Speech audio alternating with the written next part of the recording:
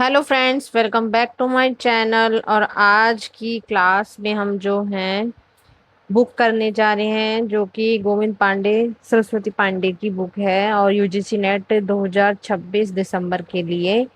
तो हमारी ये जो है क्लास फोर्थ है।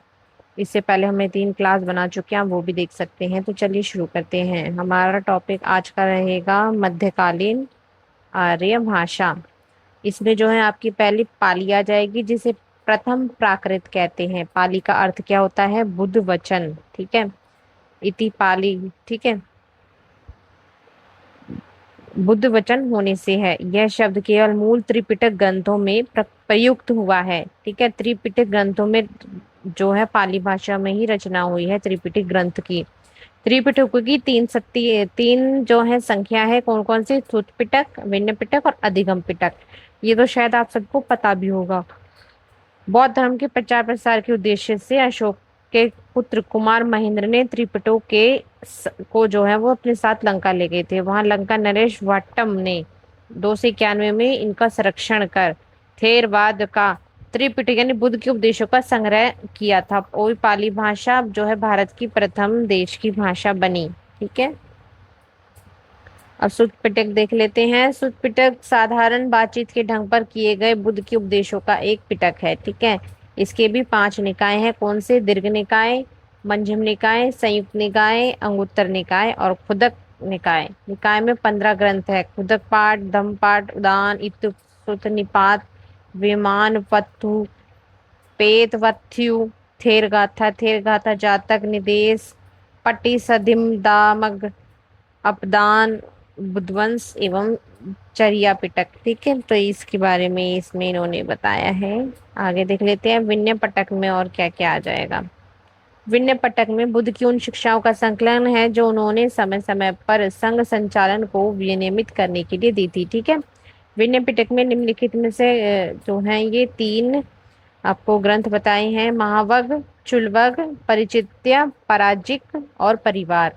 नेक्स्ट हम पढ़ेंगे अधिगम पिटक में जो है चित्त और चैत चैतसिक। ठीक है, चैतसिक आदि धर्मों का विशद विश्लेषण किया गया है। सुत्त पिटक के उपदिष्ट सिद्धांतों के आधार पर ही वस्तुतः अधिगम पिटक का विकास हुआ। अधिगम पिटक में 7 ग्रंथ है। कौन से? धम्म संगणी, विभंग, धातु कथा, पुलग, कथा वस्तु, यमक और पठान। ठीक है, अगला है पाली में त्रिपिटक साहित्य के अलावा अट्ठकथा साहित्य, मिलिंदपन्थों, दीपवंश, महावंश आदि ग्रंथ में भी अपना महत्वपूर्ण स्थान दिया है। ठीक है, इन ग्रंथों के अनुशीलन से पता लगता है कि पाली भाषा का प्रचार न केवल उत्तरी भारत में था, बल्कि ये बर्मा, लंका, तिब्बत, चीन आदि देशों में भी इसका विस्तार हुआ था। ठीक है, आगे बढ़ते हैं। अब देखते हैं अट्ठकथा साहित्य के प्रणेता आचार्य बुद्ध घोष बतलाए जाते हैं इसमें।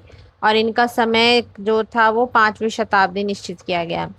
बुद्ध घोष द्वारा कृत है विशुद्धि मग, विशुद्ध मार्ग को बौद्ध सिद्धांतों का कोश भी कहा जाता है। ठीक है, फिर है पाली भाषा के 3 व्याकरण ग्रंथ हैं, जो कि हैं कच्चान व्याकरण, मोगलान व्याकरण और आपका सदनीति व्याकरण।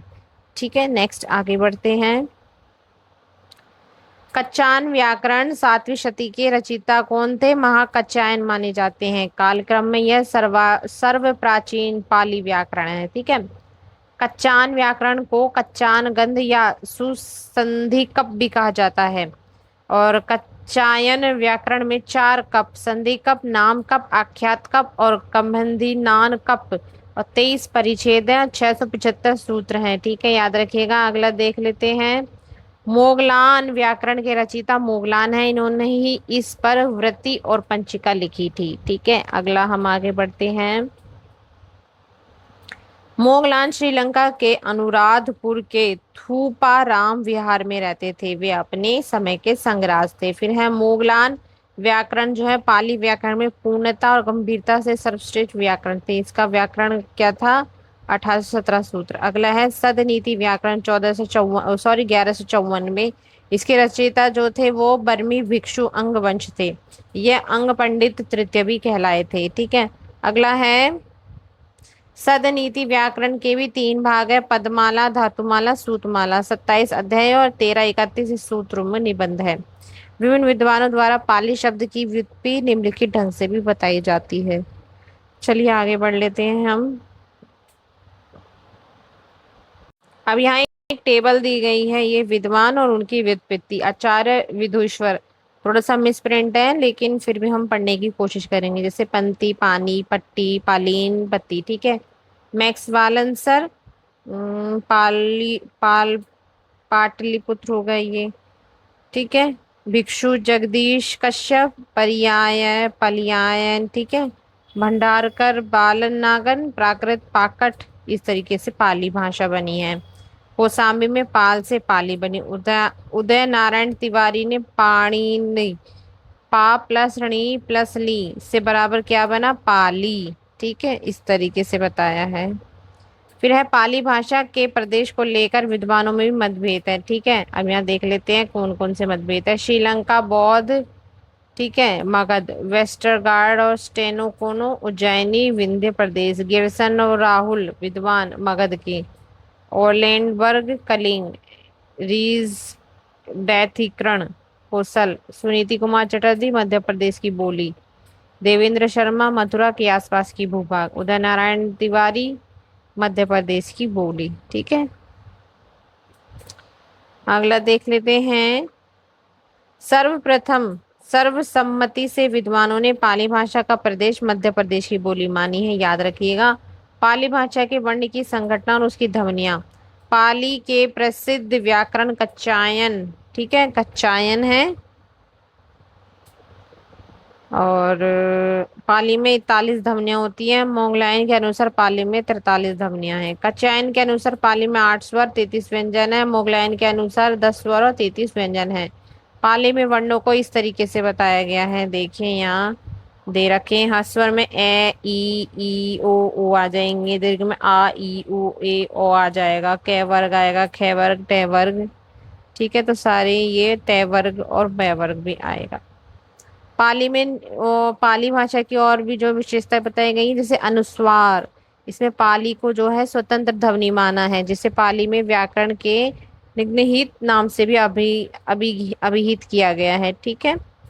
फिर है टर्नर के अनुसार पाली वैदिकी की भांति संगीतात्मक और बलात्मक दोनों स्वराघात थी। गियर्सन और भोलानाथ तिवारी पाली में बलात्मक और स्वराघात मानते हैं दोनों, जबकि जूल ब्लॉक किसी भी स्वराघात को नहीं स्वीकार करते। अगला है पाली में 3 लिंग है, 3 वाच्य है, 2 वचन, 1 वचन, बहुवचन का प्रयोग किया गया है, ठीक है।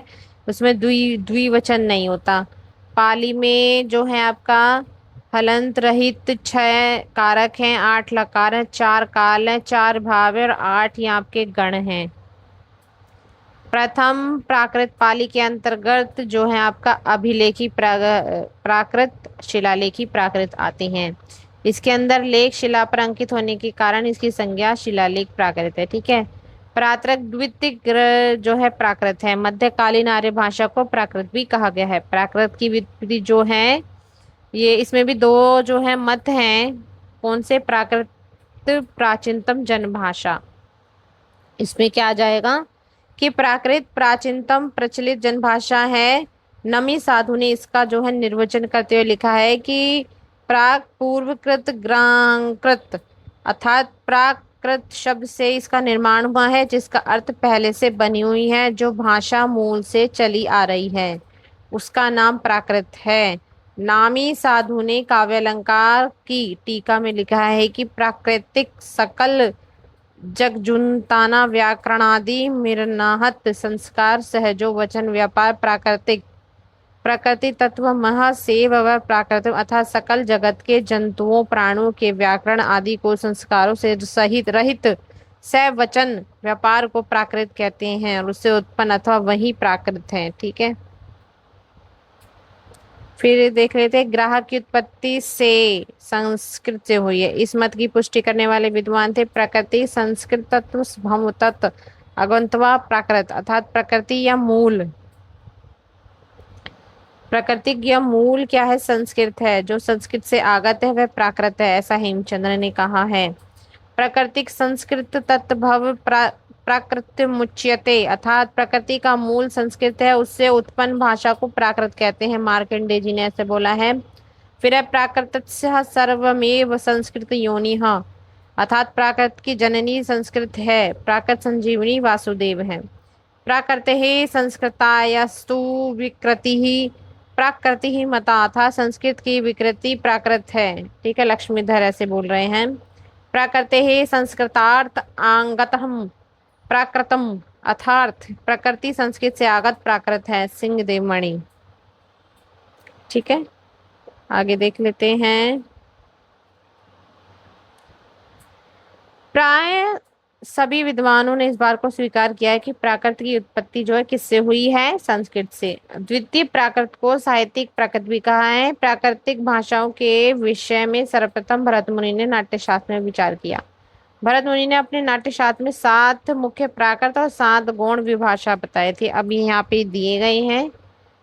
और वो कौन कौन से हैं? मगधी है, अवंतिजा है, प्राच्या है, सुरसेनी, अर्धमागधी है, बहलीक है, दक्षिणायतः महाराष्ट्र में। ठीक है, और गौण विभाषा शाबरिया, भीरी, चंडाली, सच्चरी, द्राविड़ी, उज्जरा, वनेचरी। प्राकृत व्याकरणों में सर्वप्रथम नाम वररुचि 7वीं शताब्दी में आता है। इनके व्याकरण का नाम जो है प्राकृत प्रकाश, 12 परिच्छेद हैं। वररुचि ने प्राकृत प्रकंश, ठीक है, प्राकृत ग्रंथ में प्राकृत के 4 भेद बताए, महाराष्ट्र, पिचाशी, मागधी और सोरसेनी। हेमचंद ने अपने प्रसिद्ध ग्रंथ प्राकृत व्याकरण में प्राकृत के 3 भाग बताए, आर्षी यानी अर्धमागधी, चुलिका, पिचासी और अपभ्रंश। फिर हेमचंद को प्राकृत का पाणिनि माना जाता है। अपने व्याकरण के उदाहरण के लिए हेमचंद ने भट्टी के समान द्विश्रय काव्य की भी रचना की थी। हेमचंद की चालुक्य पिशाची को ही आचार्य दंडी ने भूत भाषा कहा है। ठीक है, तो ये यहाँ हम फिर है महाराष्ट्र। महाराष्ट्र को प्राकृतिक व्याकरणों के ने आदर्श और परिनिष्ठ और मानक प्राकृत माना है। इस प्राकृत का मूल स्थान महाराष्ट्र है। डॉक्टर हार्ले के अनुसार महाराष्ट्र का अर्थ महान राष्ट्र की भाषा है, अर्थात राष्ट्र के अंतर्गत राजपूताना, मध्य प्रदेश आदि। फिर है जॉर्ज गिरसन और जूल ब्लॉक ने महाराष्ट्र प्राकृत से ही मराठी की उत्पत्ति मानी है। फिर है भरत मुनि ने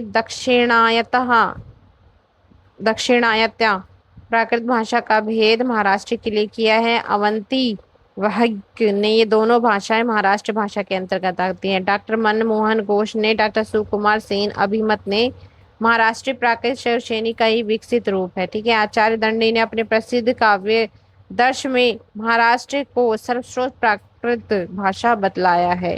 ठीक है, फिर आगे देख लेते हैं। महाराष्ट्री प्राकृत में लिखी हुई कई साहित्यिक रचना जैसे राजा हलकृत, गाहा सतसई यथा गाथा सप्तसई, प्रवरसेन कृत है, रावण वहु सेतुबद्ध और वाक्यपत्ति कृत, गौड़ वगोने गौड़वध, जय वल्लभ कृत, जव्वालगढ़। ठीक है, तो इस तरीके से। और हेमचंद्र कृत के द्वारा कौन सी है? कुमार पाल चरित है। फिर है शोरशैनी प्राकृत, मूलतः शोरशैनी मथुरा के आसपास बोली जाती है। मध्य प्रदेश की भाषा होने के कारण शोरशैनी का बहुत आदर किया जाता। यह मध्य प्रदेश विकसित, ठीक है, भाषा है। डॉक्टर पिशेल के अनुसार इसका विकास दक्षिण में हुआ। ठीक है, शोरशैनी मूलतः नाटकों के गद्य की भाषा है। आचार्य भरत मुनि ने लिखा है कि शोरशैनी समाश्रितीय भाषा कार्य हेतु नाटके। विद्वानों ने शोरशैनी को बताया है निम्नलिखित। ठीक है, वररुचि ने संस्कृत, राम शर्मन ने महाराष्ट्री और पुरुषोत्तम ने संस्कृत एवं महाराष्ट्र। वररुचि ने शोरशैनी प्राकृतिक को ही प्राकृत भाषा का मूल माना है। ठीक है, ये रहा। और पिचाशी प्राकृत को पिचाशी की, पिचाशिका, ग्राम्य भाषा, भूत भाषा, भूत वचन, भूत भाषा आदि नामों से पुकारा जाता है।